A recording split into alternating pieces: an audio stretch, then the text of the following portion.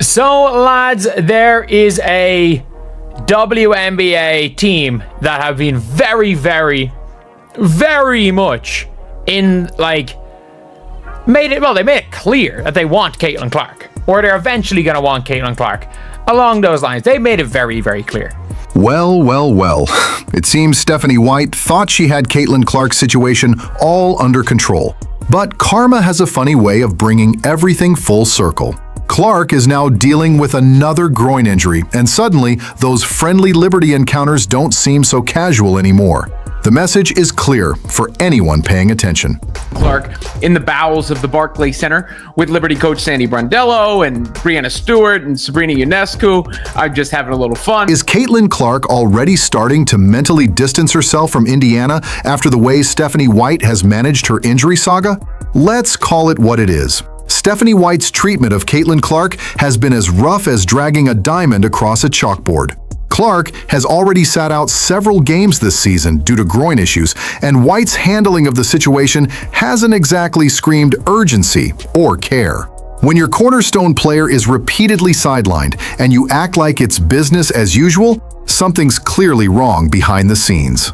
Yeah, I mean, there's a level of physicality that they're able to play with against her. I knew it as an opponent, and I see it as her coach. And I'm not exactly sure why, but it just is what it is. And we've got to help her learn to adjust and use it against them in certain ways. Pattern has been evident from the beginning. There's a growing disconnect between White and Clark regarding her role on the floor. White keeps slotting Clark off the ball, even though Clark has openly said she excels when she's initiating the offense, especially in transition. Is White listening? Doesn't seem like it. She appears more committed to enforcing her playbook than maximizing the talent of a generational star. Clark has missed 10 games this year due to injuries, including a left quad issue earlier in the season. 10 games? That's not just bad luck. It points to poor management. And what does White say when asked about the situation? We've done some semi-live shooting work. She hasn't gone full speed in any live defensive setting yet. Way to instill confidence, coach. Specifics of, like, did she have imaging today? Was it just see how she was feeling? And I know you have a game tonight first, but is there any discussion yet about this weekend with her? Because obviously she's a huge part of All-Star. No discussion yet about this weekend. There was imaging done, and obviously ruling her out for tonight, but there hasn't been any discussion beyond tonight. Here's what really highlights the disconnect. Clark was declared out for the Fever's matchup against the New York Liberty after re-aggravating a groin injury late in their 85-77 win over the Connecticut Sun. She was seen crying on the bench. And what was White's reaction? Annoyed. Pretty much a shrug. White told reporters Clark felt a little something in her groin. Appalled. A little something? Your franchise player is visibly emotional and in pain, and you're downplaying it like it's a minor tweak? The divide between coach and star couldn't be clearer. Meanwhile, the Liberties seem to understand Clark's value more than her own team does. Even New York Liberty CEO Kia Clark praised Clark's massive influence on the league and how she's driven real business growth. They see the kind of game-changing presence Clark brings, something White doesn't appear to fully recognize. Remember when Clark dropped a season-high 32 points and matched her career best with 7 triples in her return against the Liberty, leading the Fever to a 102-88 win?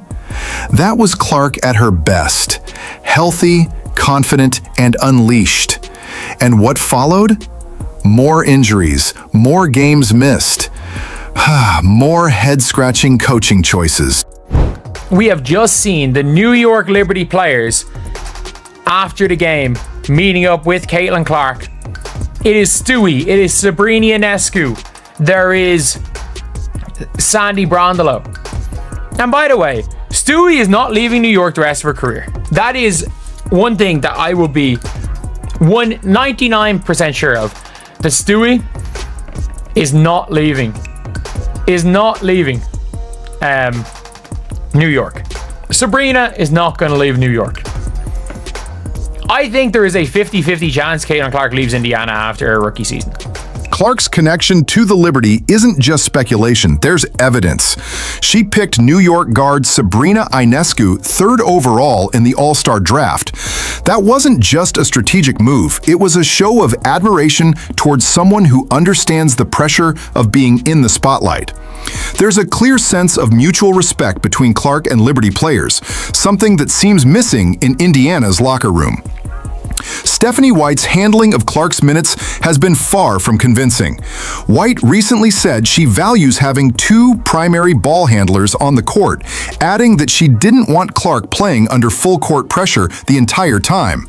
But this is your marquee player, the athlete who's become the face of the league, and you're concerned about overworking her? That's not strategic caution, that's coaching hesitation. The mismatch in basketball philosophies is becoming impossible to ignore. Clark didn't mince words. I think we need to do a better job of getting me the ball in transition. Whether I'm covered or not, there's a balance between playing off the ball and putting it in my hands. That's when I'm at my best. That's not a suggestion, it's a direct message to her coach. And White still insists on having Clark play off the ball. Add injury mismanagement to the list. Clark is now enduring the worst 5-game shooting stretch of her professional career. When your superstar is slumping, you adapt the system, not shrug off their struggles. And then there's the looming contract reality. Clark is in just her 2nd year with plenty of time to consider her next move. The Liberty are not only functional, they're elite. They recently sold a minority stake at a staggering $450 million valuation, the highest ever for a women's sports franchise. That's a team investing in championships. Contrast that with Indiana's inconsistency. The Fever are 5-5 in games without Clark, the latest loss coming in a narrow 89-87 defeat to the Sparks. The team relies heavily on her, but still hasn't found a way to both protect and utilize her effectively. That's a recipe for burnout, not long-term success. You don't have to squint to see it. Other teams value Clark more than her own franchise does. Her comeback game against the Liberty drew 2.22 million viewers, tying for the 2nd most watched WNBA game this year. She's not just a player, she's a media event. And yet, White continues treating her like a cog in a system, not the engine. Even after big wins like the one against the Aces, White emphasized team defense over recognizing Clark's sideline leadership. Even when Clark's injured and supporting her teammates, White seems unwilling to give her due credit. You can see, and this is one of the more important things. You see this right here? You see this right here? This is Caitlin's agent. This is Caitlin Clark's agent. The Liberty link gets even more intriguing when you factor in the coaching dimension. For the All-Star game, Clark's team was set to be coached by Liberty head coach Sandy Brondello. That's no accident. That's Clark getting first-hand experience of what high-level coaching actually looks like. But what really makes you pause is White's recent comment on Clark's recovery. White revealed that Clark still hasn't gone full speed in practice or scrimmage situations, even after completing several rehab phases. This is after a season where Clark has already dealt with numerous injuries. Any competent staff would have figured out how to manage her minutes and keep her healthy by now. But what really underscores the rift is White's view on Clark's fit in the offense. White said, "My main concern is, once she's back, how do we preserve our ball movement, not just from side to side, but stretching it from baseline to baseline?" Not a word about maximizing Clark's strengths, just more system talk. It's no longer just about schemes, it's about vision and whether Indiana's matches Clark's.